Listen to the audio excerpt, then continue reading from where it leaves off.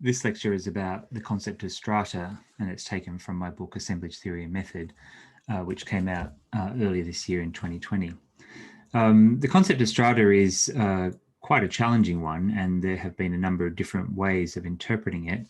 And I want to try to overturn some of those ways. Probably the most problematic in my view is the idea that that strata can be thought of as simply frozen assemblages, which is how Manuel Delanda defines them. In order to open up the discussion about assemblages, I want to begin with a brief story about Darwin, which I think helps to put things in perspective and enables us to begin to think about how we might see these concepts differently. So when Charles Darwin accepted Captain Fitzroy's invitation to join the HMS Beagle's voyage to South America, he was just as excited about the prospect of exploring the geological formations he would encounter as he was about learning about new species of animals and plants. And obviously we tend to remember Darwin most for his writings about animals, particularly their evolution. But the fact is he was equally interested in and wrote just as extensively about geology. And more importantly, it was his interest in geology that eventually led him to rethink the evolution of animals. So as a young university student who was about 15 at the time, Darwin had the opportunity to entertain one of his professors, the geologist Adam Sedgwick, at his family home in Shrewsbury prior to their planned fieldwork trip to the north of Wales, where they were going to explore its geological formations. So keen to impress his professor, Darwin told him the story of a local manual labourer's discovery of a tropical seashell found in a nearby gravel pit. Now, Sedgwick basically just laughed at him and said, if the shell was genuinely embedded there, it would overthrow everything that was known about the superficial deposits of the Midland counties. So Sedgwick concluded then, that since that was not possible, we couldn't possibly overturn everything that we know, it must therefore have been placed there by somebody else and should therefore just be disregarded as unimportant. Darwin was not convinced, and he never forgot this episode, and in later life he would recall being astonished that Sedgwick was not excited by this strange fact, and he was disappointed that he was so willing and so ready to dismiss as aberrant anything that didn't agree with his sense of how things are and therefore how things must be. By contrast, Darwin was willing to set aside everything that was thought to be known about geology, including the theologically inflected varieties of it, in order to explain this one curious fact. But what is also interesting about this moment is the fact that geology itself was not well understood in Darwin's time. Indeed, it was a long way from attaining the status of scientific knowledge that it has today. As such, it really was just theoretical speculation rather than an empirical science. Now, in his writings about geology and more particularly paleontology, Stephen Jay Gould, one of the great paleontologists, says it was ever thus. It has always been the case that science is speculative first and only empirical later. Science, he says, advances via speculation, which it then tries to prove or to falsify via experimentation or via empirical research. As Gould puts it, reality does not speak to us objectively, and no scientist can be free from the constraints of psyche and society. The greatest impediment to scientific innovation is usually a conceptual lock, not a factual lack. Gould's book, A Wonderful Life, which is the title is taken from the film A Wonderful Life, a marvelous history of the discovery, interpretation, and reinterpretation of the Burgess Shale, which if you don't know anything about it, it's certainly worth Googling and looking up, which was the vast trove of fossils which first provided the evidence of the so-called Cambrian explosion. So his Gould's book offers an extended demonstration of the need to challenge one's presuppositions, and it reiterates the importance of the problem, which of course is also central to Deleuze's work. As Deleuze said, presupposition is a delicate problem not easily overcome because one is not usually aware of the degree to which one is in its grips. In other words, it's very hard to know what one is presupposing. There is perhaps no better illustration of this than the story of the discovery and more especially the first interpretation, or rather the first misinterpretation of the Burgess Shale. The honour of finding the Burgess Shale goes to Charles Doolittle Walcott, who was head of the Smithsonian Institute in the US at the time. He stumbled across the quarry in British Columbia in late summer of 1909. His discovery effectively changed the course of paleontology, or it would have done if, as Gould puts it, he hadn't proceeded to misinterpret these fossils in a comprehensive and thoroughly consistent manner arising directly from his conventional view of life. In short, he shoehorned every last Burgess animal into a modern group, viewing the fauna collectively as a set of primitive or ancestral versions of later improved forms. So Walcott essentially made two errors. Firstly, he assumed that the present can explain the past. And secondly, and relatedly, he assumed that the past must have a representative in the present. So he assumed that past and present were symmetrical, that what went before can now be seen. What we can see now can find an ancestor in what happened in the past. Now, what Walcott did not allow for, because he could not imagine it or conceptualize it, just as Sedgwick could neither imagine nor conceptualize that Shrewsbury had once been under the ocean, was the extinction of phyla.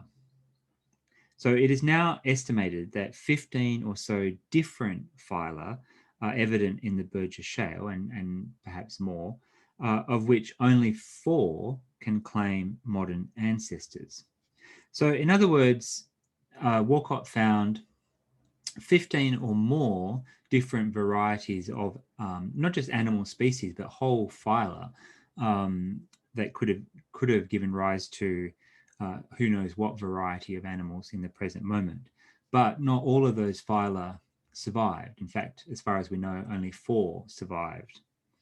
So Walcott failed to notice this because he assumed the past is much more symmetrical. Sorry, he assumed that the past must be symmetrical with the present. He assumed that everything he found must have a modern representative. So he overlooked the genuine differences in kind between the different phyla, reducing them to mere differences in degree in order to preserve his key presupposition about the absolute number of phyla. As such, he never realized just how incredible his discovery really was. So he basically died not knowing that he had made one of the great paleontological discoveries of all time. So for Gould, this story is a cautionary tale about the perils of not challenging one's presuppositions. It is also supporting evidence for his own hypothesis that evolution was not gradual and progressive as Darwin had supposed, but rather contingent and brutal. So Gould puts it like this. He says, the history of life is a story of massive removal followed by differentiation within a few surviving stocks, not the conventional tale of steadily increasing excellence, complexity, and diversity. What Strata tell us, according to Gould, is that history is profoundly contingent. Historical explanation does not rest on direct deductions from laws of nature, but on an unpredictable sequence of antecedent states where any major change in any step of the sequence would have altered the final result. And this is why he titles his book Wonderful Life, because it refers to the film A Wonderful Life, in which somebody gets to watch a kind of speculative movie of their of what the world would look like without them in it. And so it gives them a sense of, well, if you are not there, this is what would happen to the people that you leave behind. And for Gould, this is how we should understand evolution, that some things progress, but some things didn't. And that the world that we live in today is as much a product of the things that survived as it is of the things that did not survive. And this, I want to argue, is central to how we should begin to think about Deleuze and Guattari's concept of strata. At its most basic, we can think that what strata does is map what I would call the relations of dependency, and this is a term I take from Helmsley, that exist between various moments in history and that taken together produce the present as we know it. What I am calling relations of dependency must consider both that which is before us and that which has disappeared. As I said a moment ago, our present is the sort of sum total, both of the paths taken and the paths not taken. Now, what this detour via paleontology helps us to see, which is critical to understanding Deleuze and Guattari's concept of strata, is that strata are first of all a way of problematizing appearances. Okay, so what I think is important to think about with respect to strata in Deleuze and Guattari's sense is that they use it as a concept, okay? So it's not an adjective. It doesn't name a particular thing. It's not a descriptive word. It is a concept. And as a concept, it must create some kind of an intervention into appearances and change the way that we think about them. So what I'm suggesting is that strata function to problematize appearances. That's what they do as a concept. And what they particularly do then is challenge our ways of thinking about the relationship between past and present, and they challenge us to think about the kinds of dependencies that exist between the past and the present. So strata then are the conceptual means of transforming that which seems to have been given, either by God or by nature or whatever, into something that is the product of multiple processes and forces over time or history. So in other words, strata transform nature into history and history into nature. Strata then are the product of the manifold processes that have over time constructed and produced the thing we call nature, whether by that we mean human nature or nature as wilderness. Now we have to be careful not to reverse this historicizing process by overemphasizing the apparent naturalness of strata. In other words, by forgetting that strata really are concepts and not adjectives. And I mean this quite literally. Until the Danish scholar Nicholas Steno proposed to think about the layering of rocks he saw in his travels around Italy as strata that had been formed in a particular sequence, no one saw anything but rocks they assumed had been formed all at once in the moment of the Earth's creation. Now, Steno's speculation defamiliarized the Tuscan landscape, punctuating its apparent timelessness with the segmentations of science and history.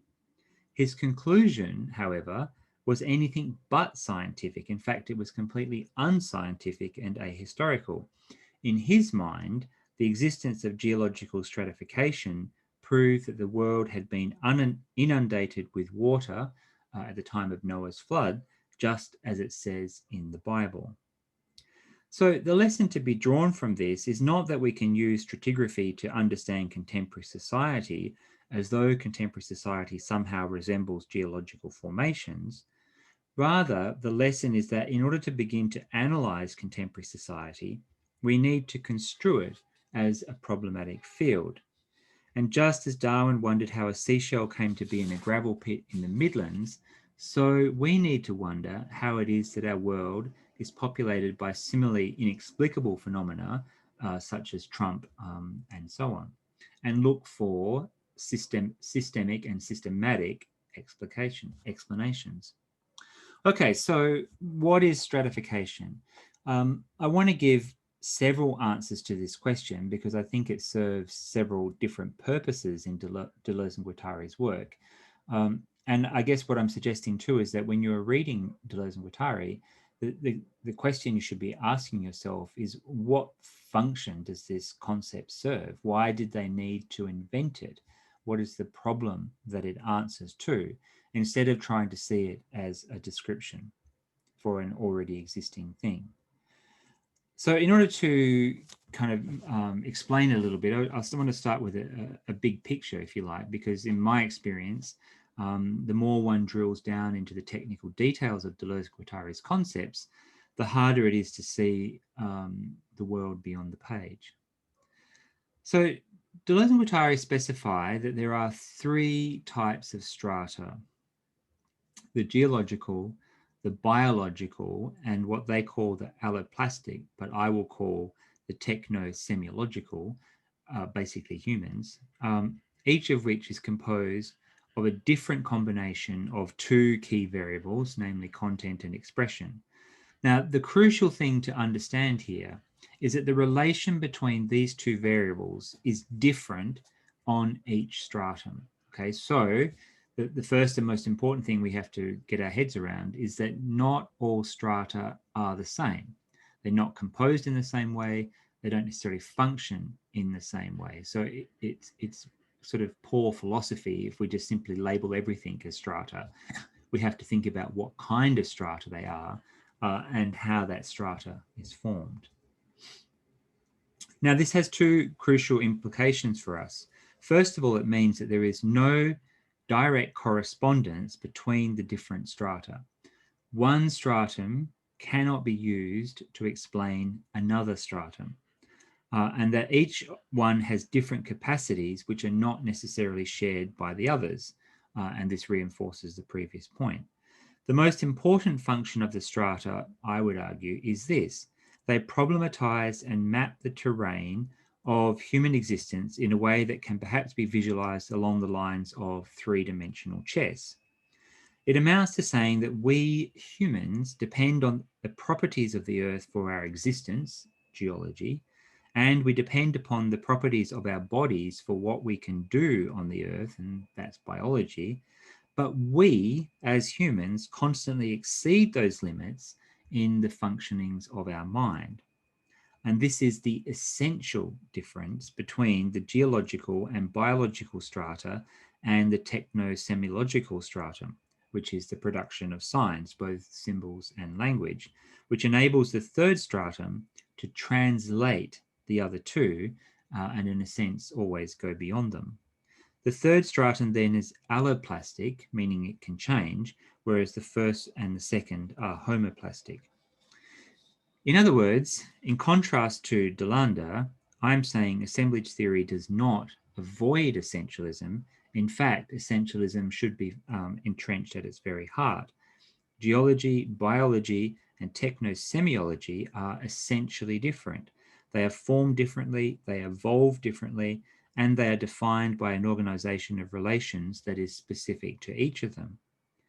The distinction between the two major variables, content and expression, is different on each stratum, which in turn means that the way each stratum develops is also different.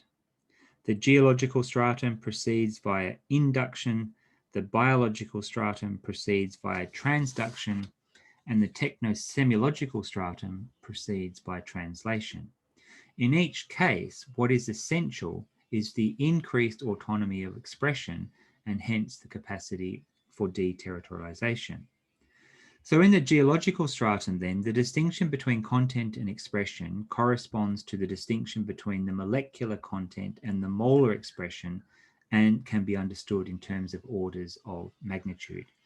I mean, very simply, one can say here's a little rock and here's a big rock that's composed of lots of smaller rocks. The difference between the two is simply a difference of scale. And whilst the capacities and potential energies of larger rocks is quite different from that of smaller rocks, there is no fundamental difference between those two states of being other than a state of scale. But this is not true for all of the strata. And it does not hold for the biological stratum. Orders of magnitude continue to be important, but now the relation of expression is linear and autonomous from content. For example, the sequencing of the DNA is what gives shape to the organic stratum, but the differences between DNA are not only a question of scale or magnitude. Now complexity and sequencing and other factors come into play, which is quite different from what is happening in the geological order.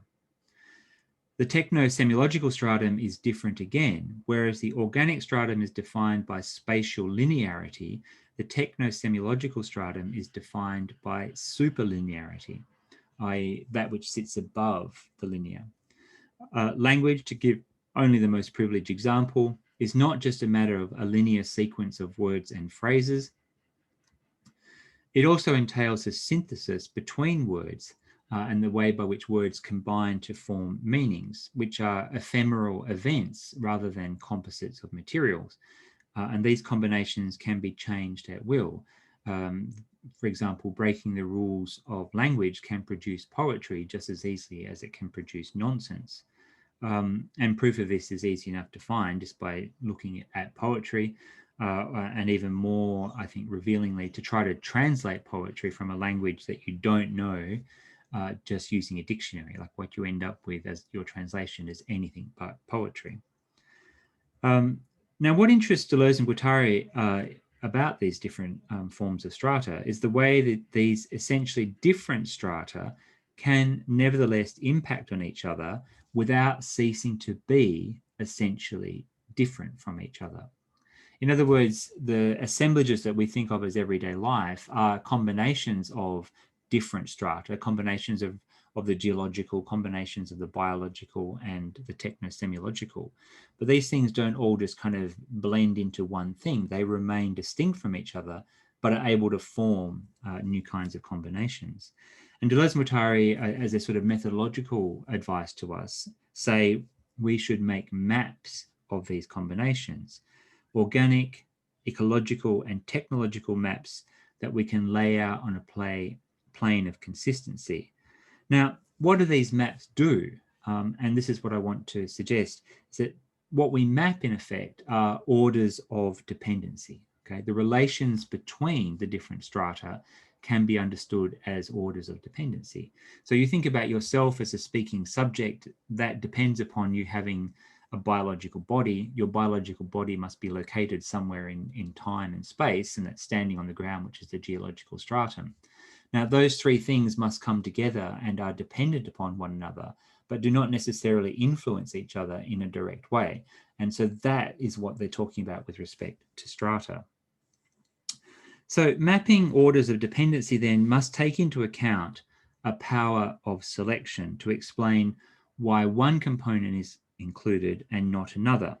And we can use these two principles, order of dependency on the one hand and power of selection on the other, to assist us to make sense of the mostly implicit methodological aspects of Deleuze and Guattari's version of assemblage theory, because it gives us two very useful questions to ask as a way of beginning our analysis of a specific social and cultural phenomenon.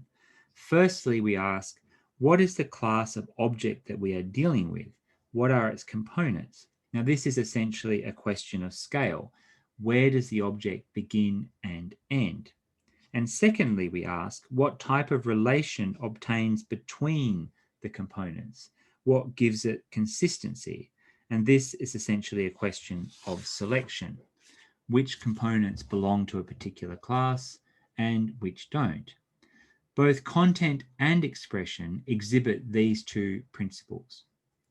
So Deleuze and Guattari's interrogation of the military concept of the phalanx is a useful illustration of this point. And there's about a 2 or 3 page discussion of this in the War Machine chapter.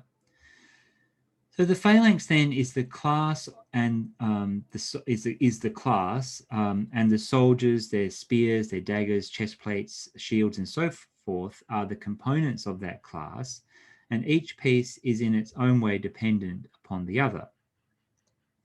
At first glance, the class is produced additively, or what we might refer to as the synthesis of conjunction, soldier plus shield plus spear plus dagger, and so on. But one can also see the choices are anything but accidental. If a soldier is in a phalanx, then he needs a spear, synthesis of connection. And of course, each of these choices is made in the face of several other possibilities, which is the synthesis of disjunction. But these elements by themselves will not yield a phalanx, because the phalanx is in actuality an event, or rather it is several events ramifying one another. So in other words, we could understand the phalanx as a performative. In order to hold tight in phalanx formation, the soldiers have to forsake mobility. They have to put their life on the line for those who stand behind them, and they have to be prepared to step into the breach if the person in front of them should fall. And most of all, they have to hold their nerve, because if they break formation, then they all die. But the questions don't end there, because one must also inquire as to what kind of society wants or needs not merely a standing army, which is a defensive concept, but an expeditionary army formed with the intent of attacking and perhaps conquering other peoples. And this points us to the existence of another class implicated by the first. The first one was the class of content, the phalanx, whereas the second is the class of expression, which we might think of as militarism. It has different components such as courage, honor, valor, and discipline, and a different hierarchy of values such as the willingness to kill or die for a compatriot, and a cause versus self-protection and self-interest, and so on. It is impossible to say which comes first, the phalanx or the conquering intent, and in that sense we are led to the concept of strata as the necessary unity of these two formations, an assemblage of bodies and weapons on the one hand, and an assemblage of imperial ambition and militaristic society on the other. But what we can say is that something equals X, a unifying force, let's say, is required to bring these two different orders together. We can also say that a something equals X, an initiating cause or quasi-cause, was required to initiate these two orders. Neither the phalanx nor the militarist ideology that it harnesses appeared spontaneously. Now, stratification then is a function in Hjelmslev's sense with two dimensions, content and expression, as I mentioned. And these two dimensions are the working parts of the concept of the assemblage. But they're not the only parts. We can't think about the assemblage in the absence of the body without organs and the abstract machine. Both these dimensions themselves and the relations between them are purely arbitrary. As Hjelmslev puts it, the two dimensions are defined only by their mutual solidarity, and neither of them can be identified otherwise. They are defined only oppositively and relatively, as mutually opposed functives of one and the same function. The first dimension, which is equivalent to the internal limit of the assemblage, which is a very important concept, is the form of content, but it is also known as the machinic assemblage of bodies. The second dimension, the form of expression, which is the external limit of the assemblage, is also known as the collective assemblage of enunciation. At its most basic, the assemblage combines non-discursive multiplicities and expressive discursive multiplicities. But one dimension does not map onto the other without some kind of a remainder. Something always escapes. And this is because they are dimensions of an active, ongoing process, not a static whole. And that's what's really crucial. I mean, assemblages name processes, they don't name collections of things. So all those definitions of assemblages that refer to them as heterogeneous collections of things are missing the crucial point that actually what they name is a dynamic arrangement of things. Now, Deleuze and Guattari's concepts then are complex syntheses, meaning one cannot trace back a pure line of derivation. There's always an inexplicable leap. Of a range of ideas drawn from a wide variety of sources. And this is why the names of their concepts change and evolve as they take on board additional components. In this case, the name change reflects the combination of Hjelmslev's ideas of form and content with that of the Stoics' bodies and attributes, and Leroy-Gorin's idea of tools and signs. These distinctions cannot be reduced to simple oppositions between things. And what Deleuze and Guattari instruct us to do is what should be opposed are distinct formalizations in a state of unstable equilibrium or reciprocal presupposition. Now, although I said that the assemblage is a function with two dimensions, the form of content and the form of expression, this way of putting things is slightly misleading because it obscures the fact that the real work of the assemblage is to bring together a form of content and a form of expression.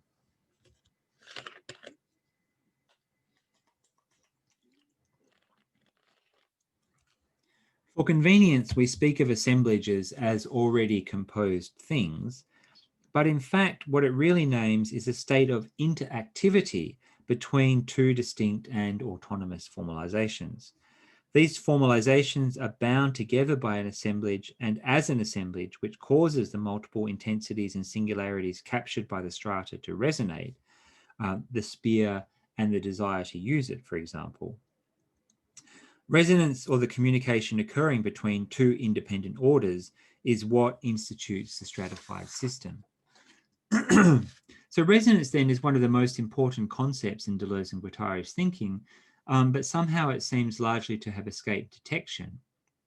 And in fact, it's not even indexed in the translation of 1,000 Plateaus. So despite the many thousands of words written about Deleuze and Guattari's work, almost all commentators, including me, I have to say, have given it very little attention. In order to understand what they mean by resonance, which they don't really explain in 1,000 Plateaus, to be fair, we need to turn back to Deleuze's book, The Logic of Sense, which in many ways is a book about the necessity of resonance. And there we learn two things which are crucial to the concept of stratification. Firstly, that it requires an event to bring the two formations into a state of resonance. And secondly, that resonance, or the event, occurs on the expressive side, not the content side. It is the affects and attributes of the expressive formation that resonates and bounce off the bodies on the content side and set them in motion. And this is why I have come to think that the term new materialism is probably not what we need. And instead, I started to talk about what I want to call an expressive materialism, which recognizes that the materials are in fact energized and brought into combination via the expressive dimension. So I think new materialism overemphasizes the material, and we need to balance our thinking a little bit and bring the notion of expression into it much more strongly. And this, I think, is reflected in 1,000 Plateaus in the concept of the abstract machine, which is the event that gives a stratum its unity, and it's why all strata are precisely dated. And the process of deterritorialization, which is effectively the movement of affects as they unite and disunite with bodies.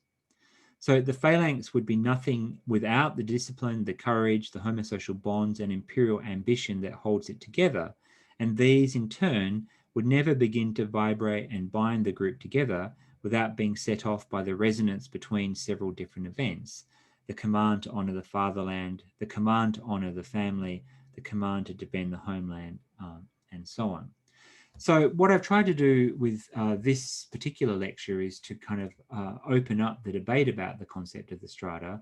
And in further lectures, I'm going to drill down into the more technical aspects of the concept.